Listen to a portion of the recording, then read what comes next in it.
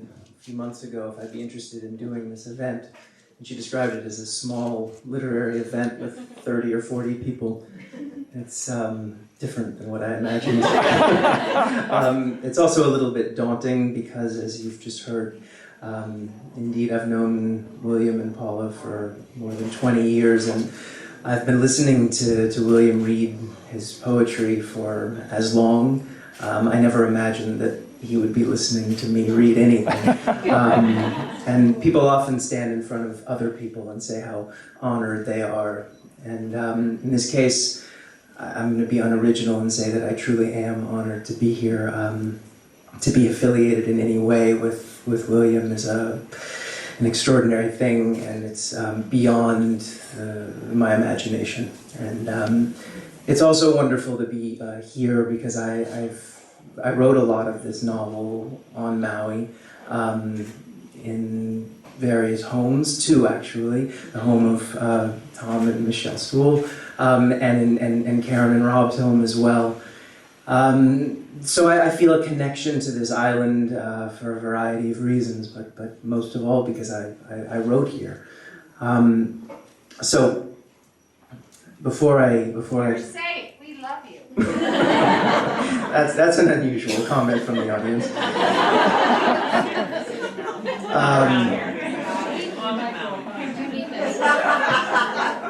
I may. Is it in your way? No. Yeah. There we go.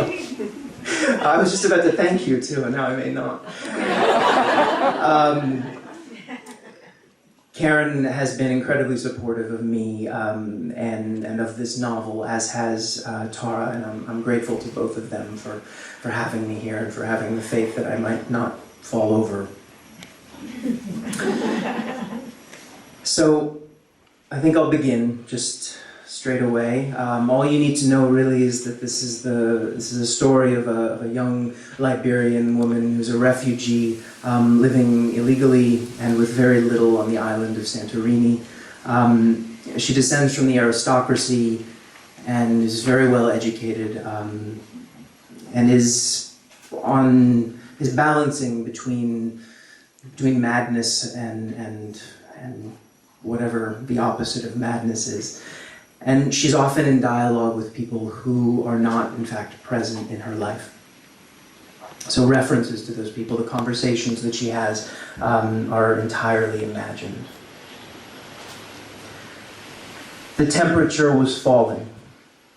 There were decisions to make, an unrelenting present pressing down on her, and all she wanted then was for Bernard to draw the sheet and the thin cotton blanket over them both, to feel his knees fit behind hers, to feel his chest against her back, to close her eyes against her rotting country, against the coming night, against the rising wind, against this bench, against the inevitable cold red sunset, against her own blathering mother, against Saifa's eyes, against those ghost boys and their jackal father. But all the wanting in the world, her mother reminded her, will leave you with exactly what you have. And it was true. For all that desire, a desire that hung heavy and mean in her gut, she remained where she was, holding herself in her own arms, her skin turned to goose flesh, while the earth rolled back from the sun with devastating speed. And it was the speed, if nothing else, that provided some solace. For if it moved like that, it would always move like that. And somehow, because of it, things change. Somehow, things end. Look, her mother said, you are not a child. You may not sit here wishing. We don't have time for that kind of self-indulgence. The problems are immediate. Where will you sleep? She looked up from the cutting board and pointed a paring knife at Jacqueline, holding it like an ice pick, not to slice, but to puncture. Tonight, where will you sleep? It could not be there in the park, on that bench. The path was crowded with tourists, so she forced herself up and descended back into the town to find a shop, a place to buy food and water, and then to find a place to sleep. And that would be all she'd think about. First the food, then the bed, and nothing more. Jacqueline walked through the main square. and out along the road where the fragrant eucalyptus trees spread high above the sky. She walked until she found a small grocery. She bought 2 liters of water, hard rolls, a bag of almonds, fruit, her mother said, and so she bought tomatoes and peaches. She reached for a thick bar of milk chocolate. Reckless girl, her mother said, and so she bought a block of casserie instead. But cheese doesn't last. It'll last longer than the chocolate will, little pig. She left the store, and rather than continue along the main road, she turned up a side street. The sun was gone from the sky, and what was left were the remnant reds dissolving into blue. At this hour, the island seemed even further delineated, every surface broken by clean line and sharp shape. The texture was gone, as if the physical world before her had been cut from dark and heavy paper. Soon she came out onto the footpath that ran along the caldera. She was farther along to the north now, in the direction of Merwin and far beyond of Ia. Nea Kameni was a shadow on the still water. Cruise ships were motionless, lit up bright. A small boat moved along the far coast. Jacqueline followed the path out of town. The dark was descending fast, and far ahead of her, lights were coming on, illuminating low, white buildings, domed churches, small restaurants. Abruptly here, the path was no longer illuminated and turned occasionally to dirt. And soon she was nearly invisible. This dark stretch between the 2 towns was made up of small homes, half-built hotels, an occasional church in disrepair, a few tavernas. It is simple. You are looking for a place to live. One thing, and then the next thing. Again, Jacqueline wasn't sure who was speaking. She passed a low building blocked off with a makeshift plywood fence.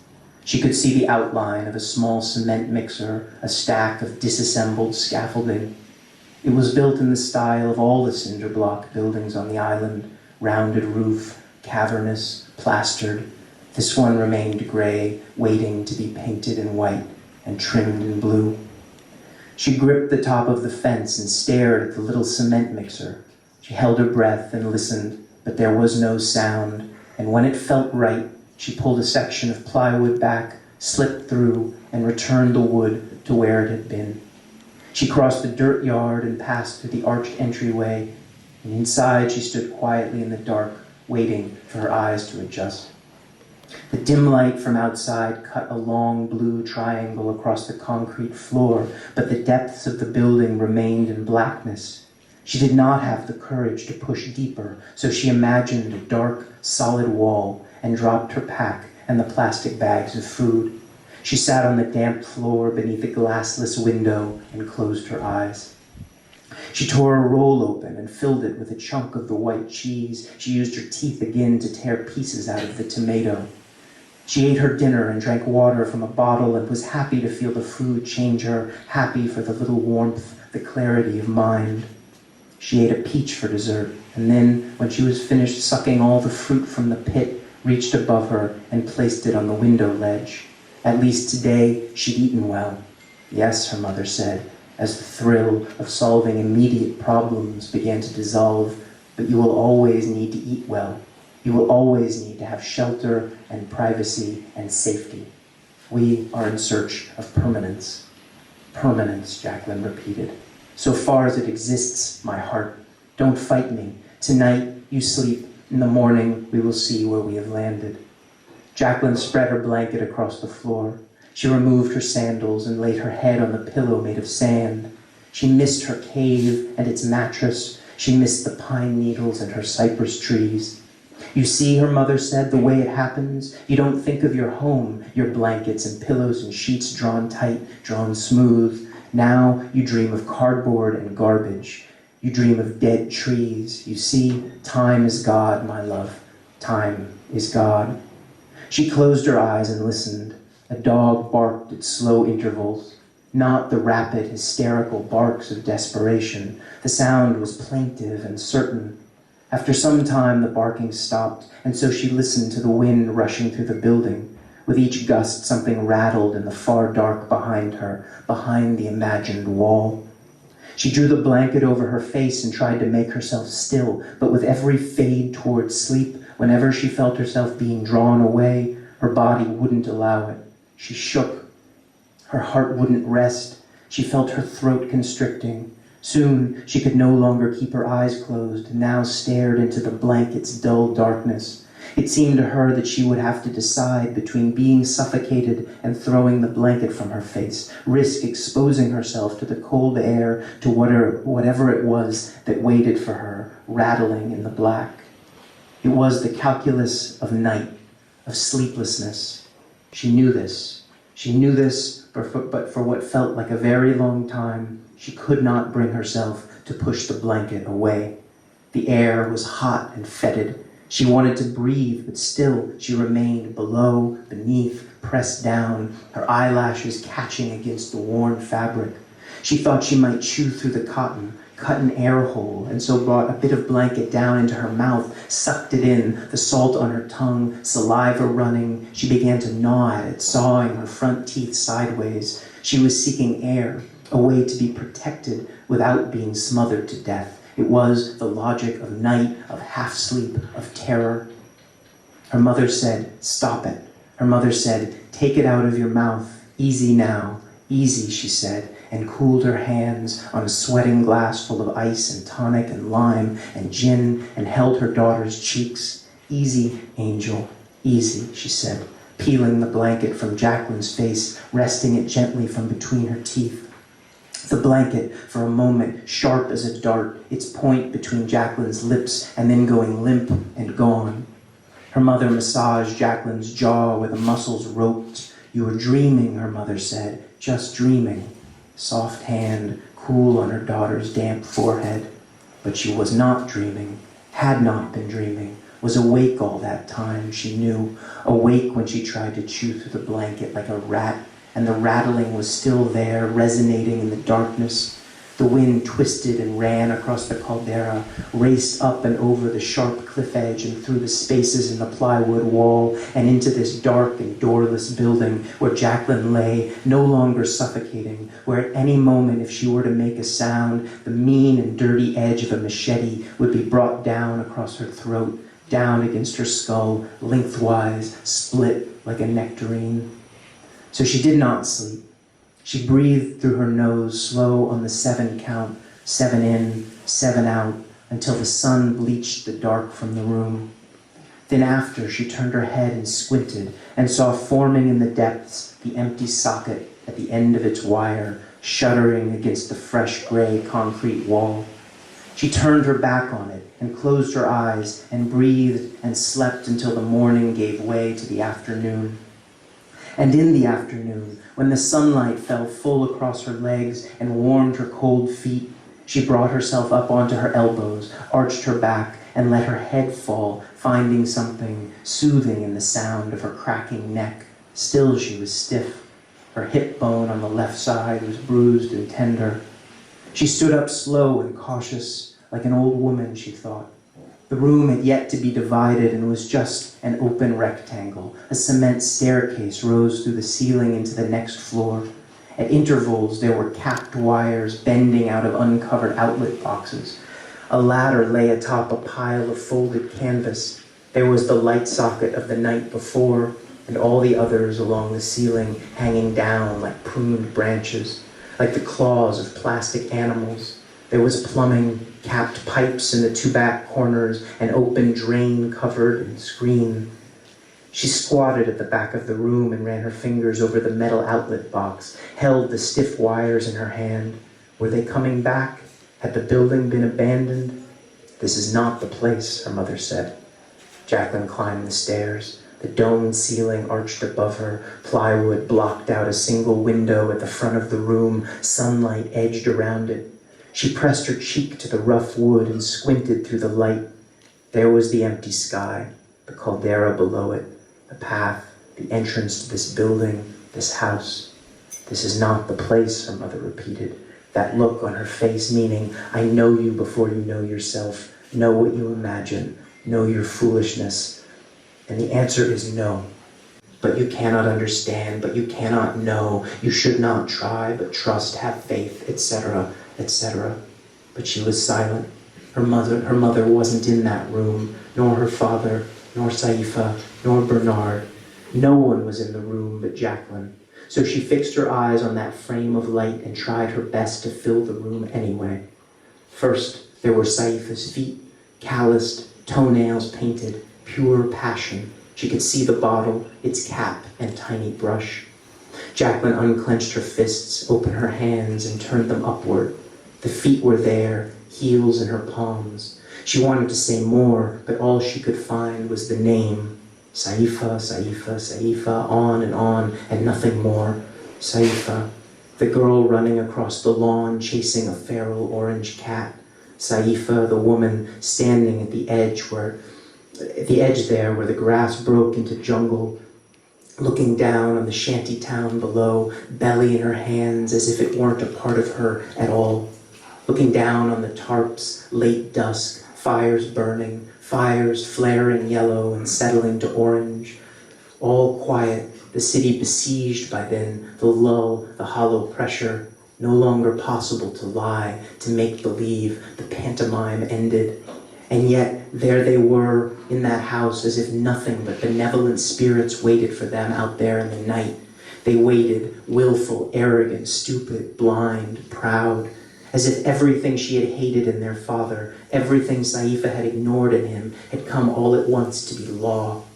That house, that land, had become its own country. Those last days, their own isolated and stubborn king, housebound, pacing the halls, dressed to rule, dressed to work. His ruby tie, knotted, fat, and high, suit jacket fastened by a single button, thick, gold-nibbed fountain pen in his fist, his loyal queen, stubborn in her own faith, gliding through the house in her elegant Italian dress, the color of a pale and unpolluted sea, in her highest heels, a darker green, drinking gin and tonic and the juice of a whole lime, her glass rattling with ice cubes. Ice cubes because there was no reason not to run the generator. Everything would always be easy to come by. There was nothing to protect against, no catastrophe to prepare for, no reason to save gasoline. Run it and keep the house cold, keep the freezer going. She longed for her family as they were years ago, a particular version, a version that may have never existed. She wanted those three people to occupy the bare concrete room. She did not want her recent father. She wanted the younger man. She wanted the early history, the man possessed with the stillness of certainty, of happiness. She did not want that pacing and weakened fool, but she could not filter memory. Despite her father's determined blindness, Jacqueline believed Bernard, who had been telling her for months that it had all ended. Bernard had told her, and she believed him. He would not be surprised if Taylor was already gone to Libya, or even to America, hidden there by the CIA, or if nowhere else, to Nigeria, anywhere else but here in this pit. He was willing to bet that he'd already fled, and if he hadn't, he would soon. The captain would not drown with the crew, he said, and Jacqueline knew it was true. The country was no longer his, no longer theirs. They were all absurd, Bernard said, dressed up in their houses. He had seen the lured, had spoken with them, had been to their camps, seen the men, listened to them calling themselves captain and commander. They were dressed for war and not some cocktail party. He'd seen those children, their eyes. He'd seen them rip out a man's intestines and use them for rope for a checkpoint, strung across a road, Jacqueline. Time had run out, like it or not, he said, with an arrogance so similar to her father's, an arrogance and even some satisfaction, as if perhaps in hating Taylor, in partly hating her father, he also hated Jacqueline. If only immediately, there at the hotel, out on the terrace in the heavy heat, in those moments, as if there were no difference between any of them. Idiots on a hill, he said, and may as well have spit. As if she still needed convincing, as if it were so simple to condemn one's father. So what next, she asked. On verra, he said. The first thing is to get out safely when the time comes. Jacqueline nodded. And the time is coming quickly, he said with satisfaction, as if he'd won, proven his point, wise and world-weary journalist. He'd seen it all, and you wanted me to write about the beaches. She returned her face to the plywood and looked out at the blue day. It was the same. The caldera remained, the water remained, a couple passed, a dog trotted by, great ships were on the water, sailboats. When the wind came up, she could feel it cold against her open eye. Gradually, she came to understand that she'd have to continue on. Here, she would be found out. She would never feel in possession of this place. Her mother, of course, was right. She could not leave in daylight, though. She watched herself, a black woman coming out of a construction site, sliding the plywood back, stepping onto the path. No, she would have to leave at night. Until then, she was a prisoner. Until then, she would have to wait alone with her mind. When she woke, her jaw was sore. She could not remember her dreams. The sun had set, and the room was graying quickly into darkness. She folded the blanket and packed her bag. She went upstairs, and in an act of quiet rebellion, she carefully pulled the plywood from the window. If she stood back and kept in the shadows, no one would see her. The path was unlit below. There were more people out now, and from the shadows she watched the couples strolling along, the children running by, all the feral dogs in search of their suppers. The sun had set over the other side of the island and had left the sky above the caldera streaked with blood. For a while she faded from herself. The wind softened, turned to gentle currents of air. She was waiting for a lull in the foot traffic. She thought of Bernard. From there she came to a decision, an absolute decision, a point of certainty that went beyond what was necessary, and in so doing felt buoyant. She could hear her mother in the distance, in the other room, coming up the stairs, calling from outside, saying, "Be careful, my heart, be careful. Think of what you can control. Think of what's next." But Jacqueline stepped forward and crossed the line of shadow that fell across the floor. She moved closer to the window so that her whole body was there for anyone to see. She laid her palms flat against the rough sill, kept her arms straight, and leaned forward to feel the air more fully on her face. She gave her arms her weight. She could see her own silhouette. She looked up at herself from the street and saw a dark figure, a regal shadow framed in the wide window of an unfinished house, like a dictator, face obscured, looking down upon a great square. The decision was simple. Wherever this ends, whenever I stop, whenever I have a kitchen and a bedroom and shelves for my things, that place will be somewhere open, somewhere high, somewhere like this, somewhere like the house in Mamba Point, like the cave, like the cypress tree and the bed of needles. Wherever this ends, she thought, wherever I stop and what's next begins, whenever that is, it must be somewhere far above everything else. What kind of decision is that? Her mother asked. What good does that do? But Jacqueline didn't listen. She knew she had to leave soon. Still, she waited a bit longer, strengthened by her meaningless decision, by the passing world, by the rising light to the east, the rising light which might have been a far-off city, but that she knew was the moon. Now she would have to leave. There was no more time to wait. The figure vanished into the shadows and was replaced by a rectangle of black. Jacqueline descended the stairs, picked up her bag, and made her way quickly across the dirt yard, paused at the fence, pulled the wood back, and then she was gone. Thank you.